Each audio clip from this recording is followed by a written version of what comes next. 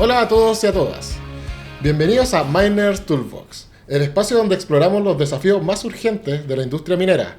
Y hoy vamos a hablar de uno que literalmente se nos curre entre las manos: el agua. Soy Augusto Céspedes y me acompaña mi socia y hermana, Daniela. Hola Augusto. Bueno, sí, hoy vamos a poner foco en un recurso crítico dentro de la industria minera y que además enfrenta un escenario de alta presión en Chile, que es el agua y su gestión en la industria. Hablaremos de su uso, de los desafíos de disponibilidad y de las soluciones que hoy están marcando la diferencia en eficiencia y en sostenibilidad. Chile es hoy el país número 18 con mayor estrés hídrico en el mundo, según el Aqueduct Water Risk Atlas. Sumado a esto, la minería requiere cerca del 9% de la demanda nacional de agua, de acuerdo a los datos de la Estrategia Nacional de Recursos Hídricos del Ministerio de Obras Públicas. Efectivamente, en la minería del cobre, en 2023 se consumió un promedio de 73 metros cúbicos por segundo, de los cuales el 74% fue reciclado, el 17% provino de fuentes continentales y el 9% de agua de mar, mayormente desalinizada. Y aunque la tendencia es reducir el uso de agua continental, Cochilco proyecta que la demanda total al 2034 va a aumentar en un 23%, más el aumento a un 157% en agua de mar. Sin embargo, esto es más que un tema de volúmenes. En el Salar de Atacama, la extracción intensiva de litio ha provocado hundimientos de a 1 a 2 centímetros por año, por falta de recarga de acuíferos. Comunidades como Peine han visto secarse humedales y la presión sobre el agua sigue creciendo incluso con la entrada de plantas desaladoras. Para comprender mayormente esta temática y la gestión hídrica dentro de la industria, vamos a conversar sobre innovación y soluciones concretas respecto a este escenario con Camilo Mejías. Él es ingeniero civil matemático, doctor en ciencias aplicadas, un dato no menor, lleva más de 10 años estudiando matemáticas aplicadas y 7 años resolviendo problemas industriales, además de ser el CEO de Ibrin. Muchas gracias, Camilo, por acompañarnos hoy día y vamos a hablar de temas muy entretenidos que tú ves el día a día. Muchas gracias, Daniela, por la invitación. Gracias, Augusto. Para mí es un placer poder estar acá por fin con ustedes. Sí, no, genial. Bienvenido, Camilo, y gracias por acompañarnos. Mira, como tú sabes bien, la minería enfrenta uno de sus mayores desafíos: el agua. En zonas como el norte de Chile, sobre todo lo que es Antofagasta, donde existe la mayor producción de cobre, la disponibilidad hídrica es cada vez mucho más limitada y la competencia por este recurso es mucho más intenso.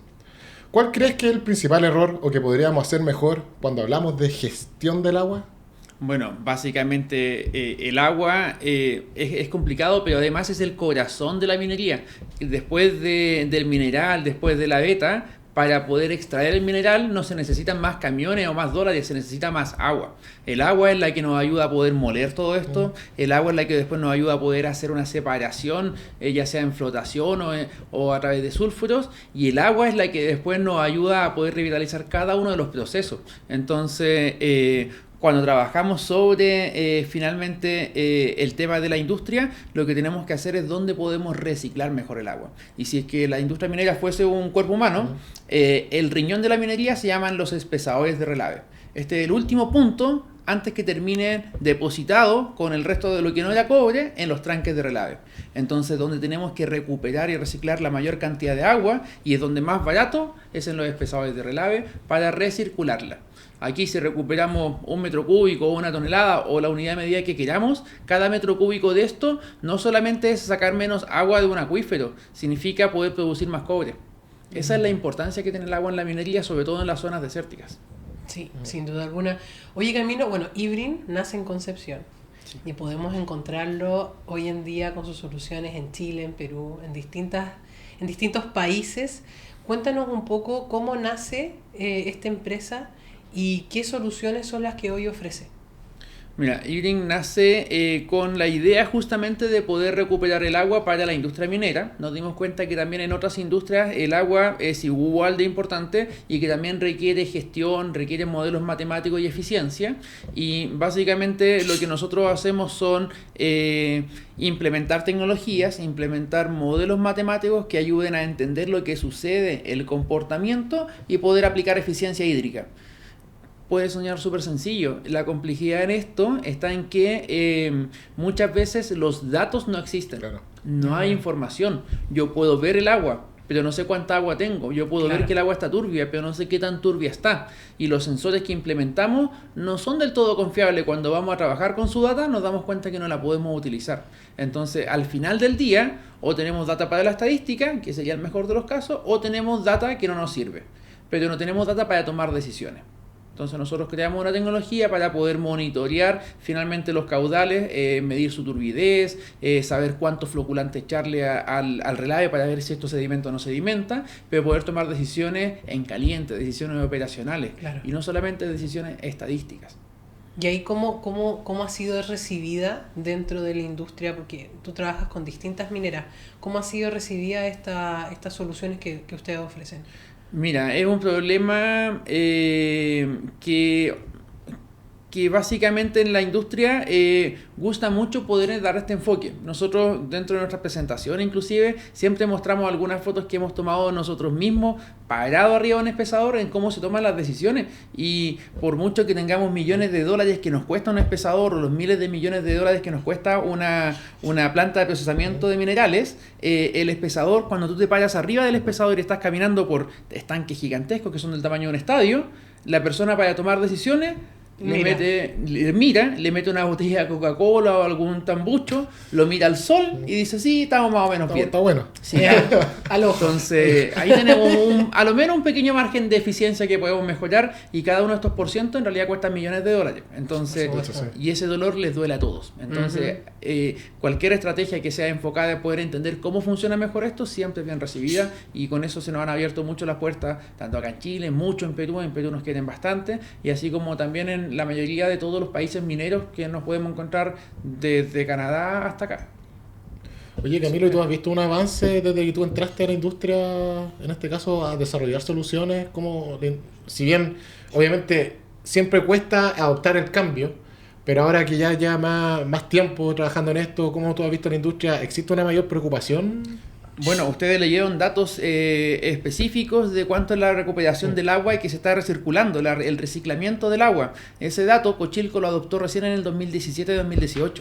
Antes de eso ni siquiera sabíamos a nivel de Cochilco cuánto estábamos reciclando. Entonces, sí hay un cambio, ya estamos ocupando los datos para la estadística, y cada vez existen más esfuerzos para poder no secar tanto los acuíferos continentales. Y eso tiene ventaja Chile porque tenemos 4.500 kilómetros de costa donde podemos desalar en cualquier parte. Nos cuesta bastante, hay una ingeniería de por detrás, pero el problema de la escasez hídrica no es solamente de nuestro país.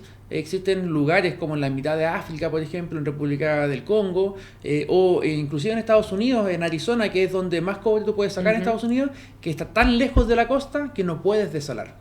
Entonces tenemos una gran ventaja en Chile que podemos desalar, pero el problema del agua tiene que ser mucho más allá que solamente implementar plantas desaladoras. Tiene que haber una recircularidad de esta agua internamente, porque básicamente este litro de agua, tú lo decías bien, 74-75% se vuelve a usar, y de esos 750 ml vuelve a ocupar el 75%, vamos a 600 y después vuelve a ocupar. Entonces, esa agua tiene muchas vidas, muchos ciclos dentro de la compañía. Y lo que no se pierde, o sea, lo que no se ocupa, se pierde ya sea por evaporación o porque termina, por ejemplo, en un tranque de relave. Y no nos conviene, sobre todo en un país que tiene los mayores tranques de relave del mundo, tener tanta agua en embalse, porque además somos sísmicos y tenemos que proteger que este tranque no se caiga por 300 años hacia adelante.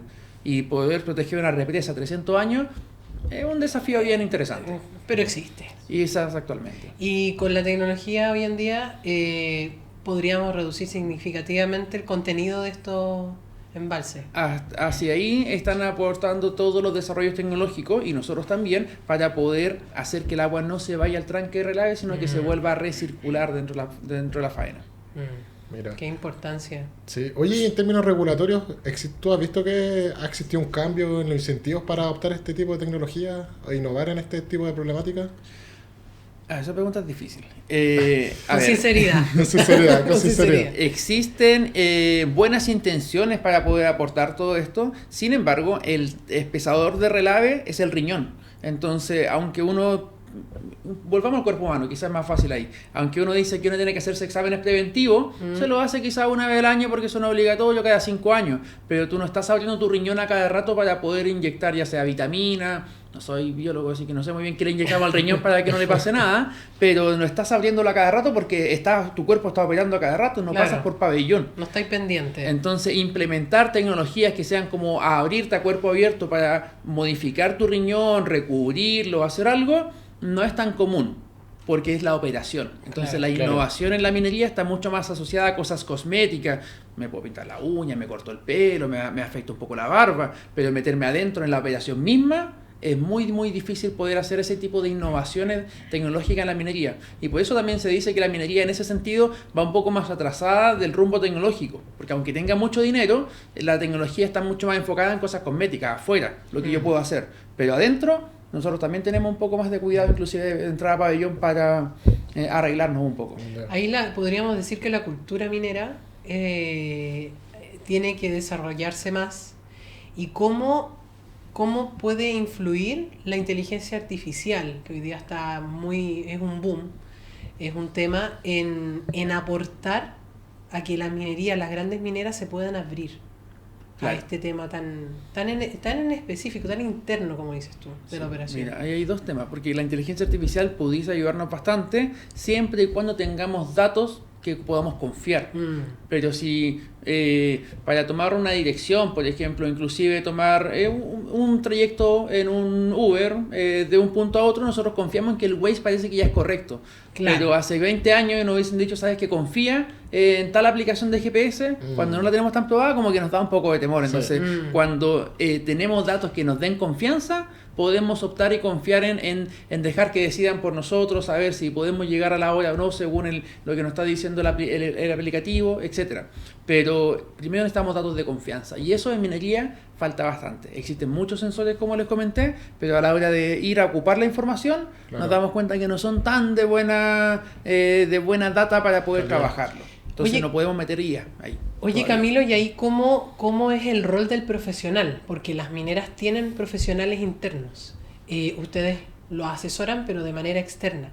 Finalmente, esta comunicación entre el profesional que está dentro de la minera y ustedes, ¿qué capacidades debería tener ese profesional? ¿Alguna profesión en particular? ¿De desarrollarse en algún tema en específico?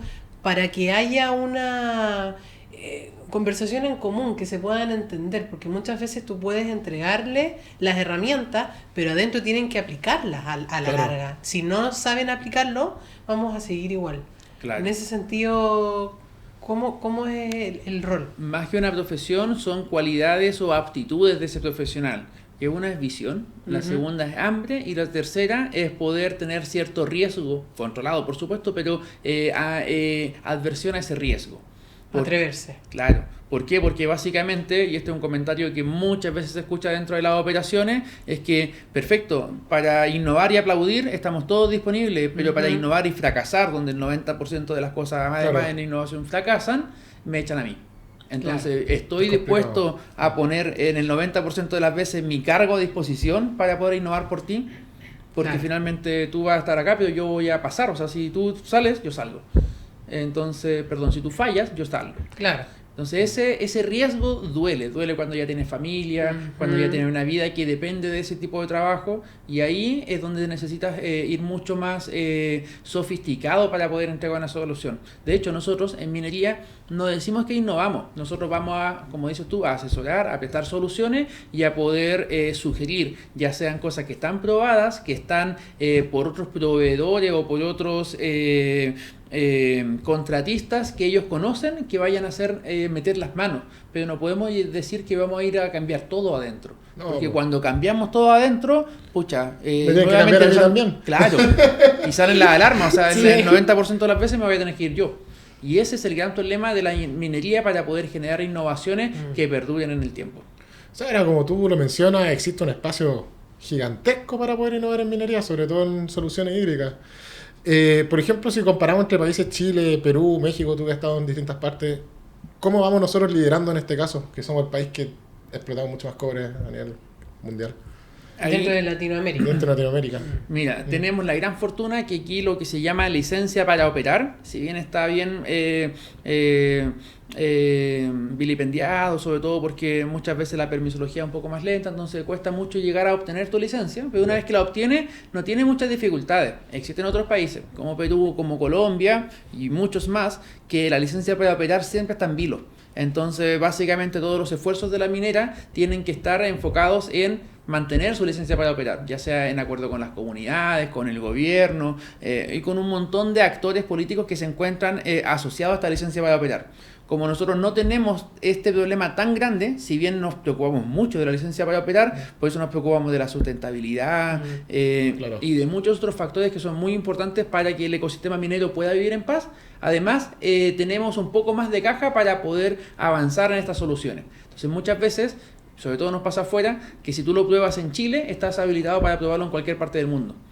Si tú trabajas en Chile, me explicaba alguien, era un académico muy importante de la Universidad de Arizona, en Estados Unidos, y me decía, inclusive comprar confort o papel higiénico, para los que no son de Chile, Claro. papel higiénico en la minería para 20.000 viejos que están arriba en un campamento es un desafío de logística impresionante. Sí. Entonces, de eso yo no lo puedo llegar y aplicar en cualquier parte, y ese conocimiento per se, del que inclusive compró esa adquisición, a mí ya me sirve para poder capacitar muchos tipos de profesionales dentro de Estados Unidos, porque no tienen esa logística Claro, interna. ese tipo de soluciones.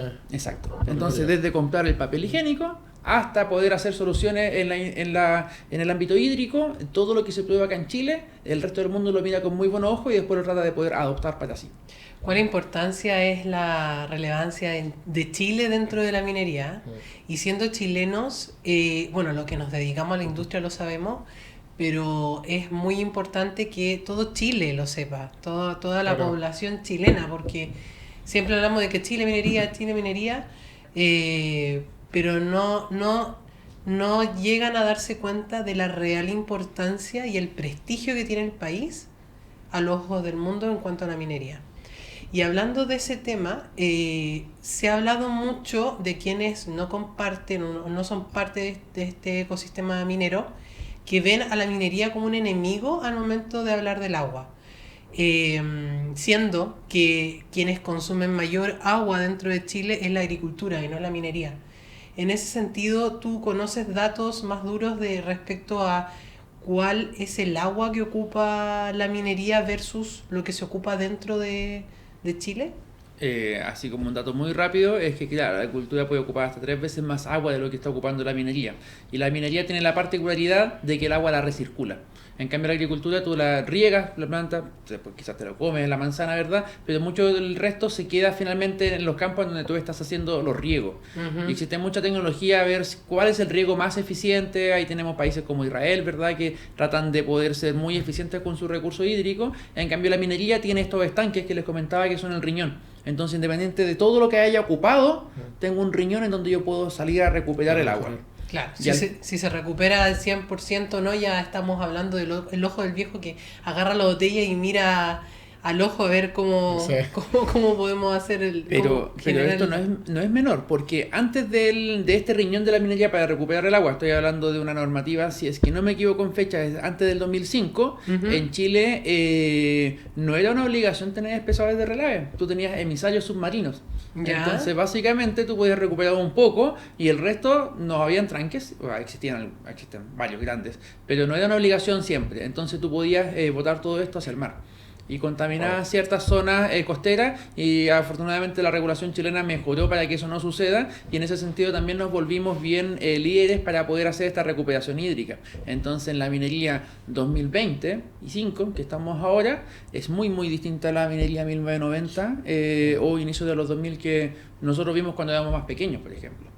Importante. Hoy en día, para que quede claro, eso ya no se hace. No. Oye, y hablando del pasado, ¿cómo tú lo ves en 20 años más? ¿Algún cambio? ¿Qué tipo de cambios tú crees que van a existir dentro del uso eficiente del agua en la minería? O sea, creo que los números están siempre enfocados en poder aumentar cada vez más. Si me preguntas de aquí a 20 años, y espero que se pueda resolver, es ver qué podemos hacer con los relaves. Los relaves finalmente fueron todo el mineral que hoy día, hace 10, hace 20, hasta hace 100 años no me servía. por algún motivo, el mineral que no quería, la granometría que no quería, no lo podía solubilizar, etcétera. Pero está el mineral ya molido, ya accedí al cerro, ya lo saqué, ya lo trabajé, ya lo procesé. ¿Cuánto más podemos hacer con eso? Y ahí hay harta investigación actualmente que habla como qué podemos hacer con los relaves, cómo lo puedo transformar en un fibrocemento, en algo. Sí, para chocletear yo sé que se usa. Ya, y claro, y en Perú, por ejemplo, lo ocupan también para poder hacer disposición final de minas donde hacen relleno de rajos con relave. O Sí, relleno sí, cementado para minas subterráneas, por ejemplo. Y se están ocupando para diferentes cosas, pero no dejarlo como una piscina tan gigante porque actualmente Chile tiene más o menos, sobre 860 depósitos de relave, tranques de relave. Muchos de estos, más del 60%, están en desuso. Más de 300 no se sabe quién los construyó, ni en qué fecha, ni cuál fue el dueño. No se sabe nada. Están solamente ahí como si fuese el cerro de Apareció. una... Sí, apareció. Un monumento. Y entonces pasamos de eso, de no saber quién los hizo, a que estamos tratando de poder recuperar el agua, reutilizarlo, reciclarlos. Entonces, si me pregunta 20 años, pensaría que ahí hay un foco bien grande para poder trabajarlo. Bien interesante. Oye, ¿qué rol tú ves en este caso, ya que se ha nombrado mucho la academia, entre la colaboración entre la academia, la empresa, las mismas startups, para empezar a gestionar mejor el agua? ¿Cómo lo ves tú? O sea, es una alianza que debería siempre funcionar. Sin embargo, que yo vengo de la academia, Por eso mismo. es una alianza que en Chile tiene bien los puentes cortados. ¿Por qué? Porque por quizá algunos incentivos, en mi opinión, perversos públicos de la incentivo a la investigación, el académico piensa en tiempos de la academia. Los años que le dura al Fondesit, le dura al Fondef, el Instituto Milenio, porque finalmente es el fondo con el cual él se mide su KPI. Y la minería, como es muy operacional, piensa en los tiempos de la minería operacional. Claro. La siguiente semana, el siguiente Para ayer. y para ayer. Sí. Entonces Sí. esas dos cosas no Es verdad. conversan y finalmente uno y lo otro se dicen atrocidades, finalmente de cuál es más malo, porque finalmente están en puentes distintos, o sea, en islas distintas y se requieren puentes. De hecho, nosotros como IBRIN nos hacemos llamar un puente entre la academia y la industria por esto mismo, porque al ser una Deep Tech o una Mining Tech, que trabajamos fuerte con nuevas tecnologías para minería, tenemos un conocimiento y un background muy profundo de la academia. Entonces no te ponemos directamente al académico a hablar contigo, pero escuchamos al minero, al viejo, vamos a levantar el problema, vemos qué se puede salir a buscar en lo que existe, qué cosas no existen y recién vamos a la academia, independiente cual sea. No es tu casa universitaria, no es tu propio país, y a buscar el profesional que esté trabajando en eso, pero en tu tema específico. Hacemos una traducción de lo que habla el viejo con respecto de lo que habla el académico, porque tenemos esa forma de hacer esa traducción, o sea, estuvimos en los dos lados, y de esa manera nosotros hemos podido vincular académicos de Estados Unidos, de Canadá, de España, de Colombia, de Perú, y de hartos países más, a problemas industriales reales, pero no exponiéndolos directamente a que él salga a resolver el problema, sino que resuelva lo que él sabe resolver en el marco que lo sabe resolver. Y ser el puente finalmente que pueda conversar con ambos lados. Así Oye, es. Camilo, eres un apasionado en el tema. Se nota mucho. Nosotros tenemos una tradición acá en Miners Toolbox, que es preguntarle a nuestro invitado qué es lo que les ha inspirado a hoy en día hacer lo que hacen. ¿Alguna vivencia, alguna institución, un libro? ¿Qué es lo que a ti te ha movido para hoy ser la cabeza de IBRIN y por qué? Hay varias cosas, pero hay un libro que fue el que nos hizo también un gatillante que se llama, ha añejado mal este libro, pero se llama El Chile del siglo XXI, ¿Ya? que es del fundador de los premios Aboni. Entonces él dice, oye, Chile en muchas cosas fue pionero para poder empujar diferentes cosas, y por qué estamos ahora solamente dejándonos llevar por lo que podemos copiar de afuera. Y no lo dice directamente, pero el símil que yo encontré es el por qué podemos exportar tanto talento a nivel de paper, que esto lo dice César Hidalgo, un académico chileno que ahora está en Francia, en Toulouse. ¿Por qué exportamos tanto talento en paper, pero somos tan malos para publicar patentes? Y yo digo, entonces, ¿por qué exportamos tanto concentrado, pero somos tan malos para exportar servicios asociados al concentrado, asociados a la minería? Entonces, ¿por qué no podemos generar una tecnología que podamos exportar, que pueda promover el desarrollo de la minería mundial desde acá, porque finalmente tenemos todos los campos de prueba. Entonces, básicamente fue unir estas dos corrientes de productos que han sucedido antes en Chile, de este libro, con las teorías de César Hidalgo, que dice que deberíamos transitar hacia allá para poder crear un poco híbrido. Y lo último que me ayudó mucho fue salirme de mi burbuja. Yo, tú bien lo decías, trabajé 10 años en matemática, pero era una burbuja matemática, ya sea en Chile o en los diferentes lugares de Europa que me tocó estudiar y trabajar. Siempre hablaba con mis mismos colegas en términos de ecuaciones, Claro. en términos de papers. Yo te preguntaba cómo estabas para saber cuántos papers tenías, pero no era mucho más allá, no sabía mucho más del mundo, no sabía inclusive del mundo minero, y lo que me ayudó a entender todo esto fueron las redes de colaboración, las asociaciones gremiales, los espacios en donde pude compartir con viejos, con ingenieros, con otras personas que venían de los otros mundos, y ahí poder hacer una confluencia. Por ejemplo, Daniel Dacarret de Emprende tu Mente fue un crack para eso, y eso me ayudó un montón para llegar a Antofagasta, por ejemplo, acá en Santiago, en muchos lugares. Dani, donde quiera que esté, yo le mando mi sincero reconocimiento y mis felicitaciones, porque Daniel es un crack para poder unir estos dos mundos diferentes en diferentes eventos que hace como Emprende tu Mente, y así también hay otros más. Es muy bueno Emprende tu Mente. Sí. No, genial. Oye, Camilo, muchas gracias por acompañarnos en este capítulo. Muy buenos datos de H2O. Sí. Y sobre todo, esto es mayor información para que a nuestros demás oyentes les pueda servir en nuestra caja de herramientas de Miners Toolbox. Así que estén atentos para cuando salga este episodio. Hay muchos más también. Escúchanos en YouTube, en Spotify, y también síganos en nuestras redes sociales, en LinkedIn. Así que eso. Hasta pronto y nos vemos en otro capítulo. Chao, Nos vemos.